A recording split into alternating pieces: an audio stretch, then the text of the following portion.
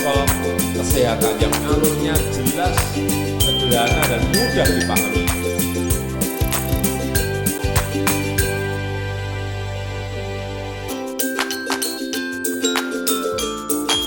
Siapa yang berpotensi terpapar virus corona? Orang yang memiliki riwayat perjalanan 14 hari yang lalu ke negara dengan transmisi lokal COVID-19 atau merasa pernah kontak dengan pasien terkonfirmasi positif COVID-19. Apa yang perlu dilakukan jika memiliki dua kondisi tersebut?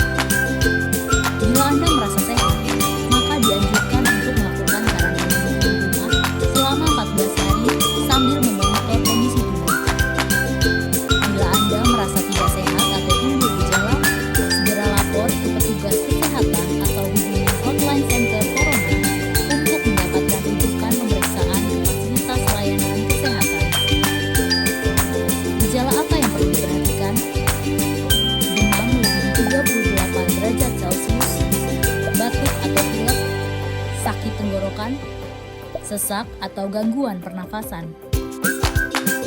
Apakah perlu langsung datang ke layanan kesehatan? Apabila gejalanya ringan, utamakan menghubungi hotline center corona atau rumah sakit rujukan terdekat untuk mendapatkan informasi mengenai langkah selanjutnya. Sambil mencari informasi, ini yang perlu dilakukan. Tetap hindari keluar dari rumah, istirahat yang cukup, banyak minum air putih dan makan makanan bergizi, mempraktekkan kebiasaan bersih seperti cuci tangan dan membersihkan area-area bersama permukaan tangan. Gunakan masker agar percikan dari batuk atau bersin tidak mengenai orang lain, bahkan di dalam rumah sekalipun. Kapan harus mencari bantuan medis tambahan? Bila gejala yang dirasakan cukup parah, misalnya sesak napas berat, atau apabila Anda dalam klasifikasi kelompok rentan karena berusia lebih dari 60 tahun, memiliki penyakit kronis seperti diabetes, hipertensi, gangguan imun, ada riwayat sakit pernapasan, dan lainnya.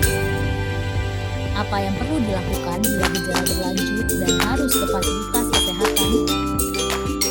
Gunakan masker saat keluar rumah. Praktekkan etika batuk dan bersin yang benar dengan menutup dengan siput atau tisu. Hindari menggunakan transportasi publik. Bagaimana tahapan screening pasien di fasilitas pelayanan kesehatan? Sebelum memberikan perawatan, tenaga kesehatan di fasilitas pelayanan kesehatan akan melakukan screening.